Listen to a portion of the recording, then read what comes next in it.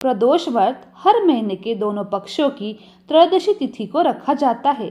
एक समय सर्व प्राणियों के हितार्थ परम पावन भागीरथी के तट पर ऋषि समाज द्वारा विशाल गोष्ठी का आयोजन किया गया। इस सभा में व्यास जी के परम शिष्य गुरु सूत जी महाराज हरि कीर्तन करते हुए पधारे।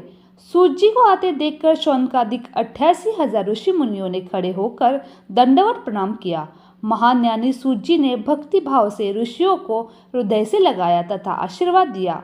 विद्वान ऋषिगण और सब शिष्य आसनों पर विराजमान हुए।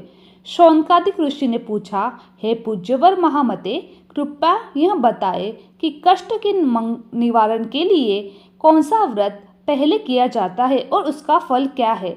श्री सूत जी बोले, आप सभी शिव के परम भक्त हैं। आपकी भक्ति को देखकर मैं व्रती मनुष्य की कथा कहता हूँ, ध्यान पूर्वक सुनो। एक गांव में अति दीन ब्राह्मण निवास करता था।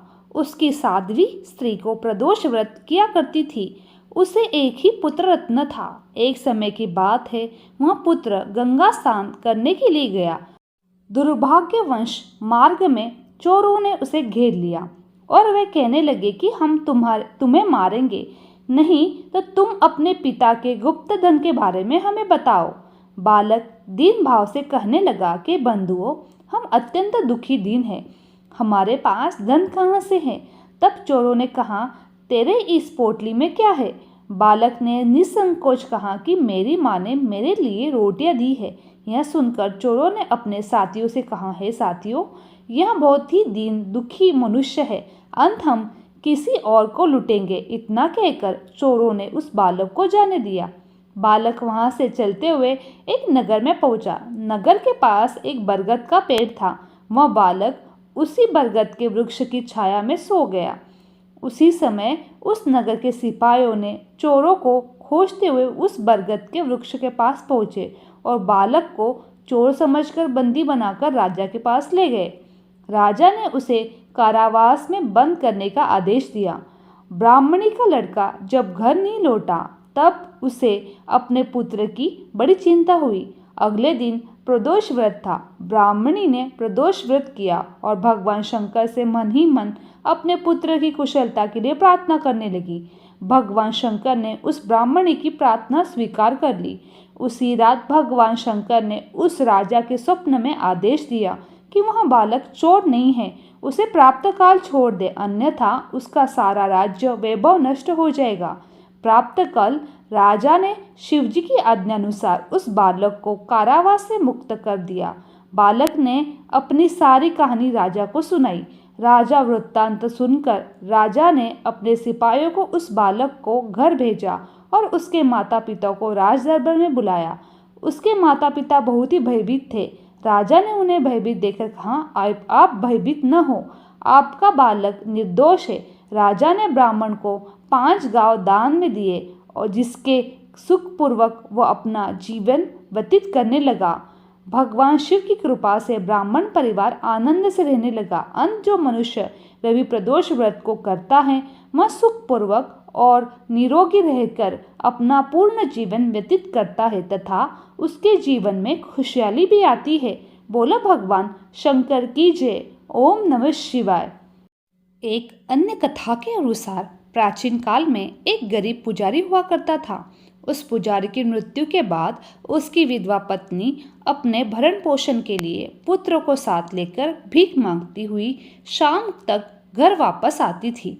एक दिन उसकी मुलाकात विदर्भ देश के राजकुमार से हुई, जो कि अपने पिता की मृत्यु के बाद दर दर भटकने लगा। उसकी यह हालत पुजारी की पत्नी से देखी नहीं गई। वह उस राजकुमार को अपने साथ अपने घर ले आई और पुत्र जैसा रखने लगी। एक दिन पुजारी की पत्नी अपने साथ दोनों पुत्र को लेकर शांडिल्य ऋषि के आश्रम में गई। वहां उसने ऋषि से शिवजी के प्रदोष व्रत की कथा एवं विधि सुनी तथा घर जाकर अब वह भी प्रदोष व्रत करने लगी।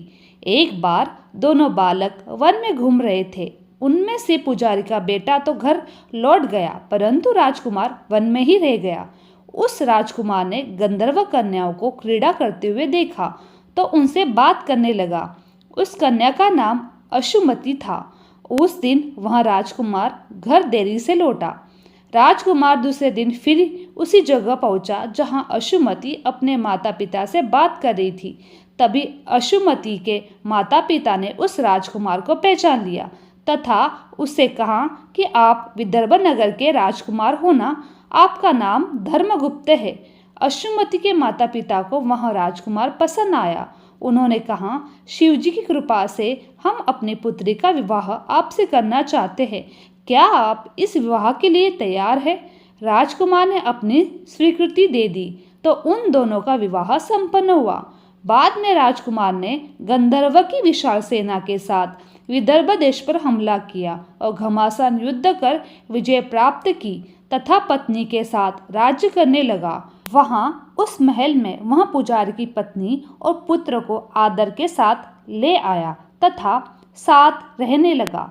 पुजारी की पत्नी तथा पुत्र के सभी दुख दारिद्र्य दूर हो गए और वे सुख से अपना जीवन व्यतीत करने लगे। एक दिन यशोमती ने राजकुमार से इन सभी बातों के पीछे का कारण पूछा और रहस्य भी पूछा। तब राजकुमार ने अशुमति को अपने जीवन की पूरी बात बताई, साथ ही प्रदोष व्रत का महत्व और व्रत से प्राप्त होने वाला फल भी अवगत कराया।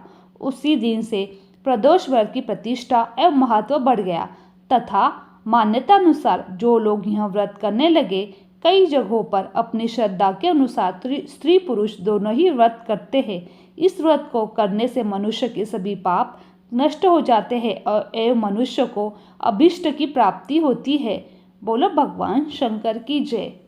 मेरी ये वीडियो आप लोगों को अच्छी लगी तो चैनल को लाइक, शेयर और सब्सक्राइब करना ना भूलें। आप सभी का धन्यवाद। आपका जीवन मंगलमय हो।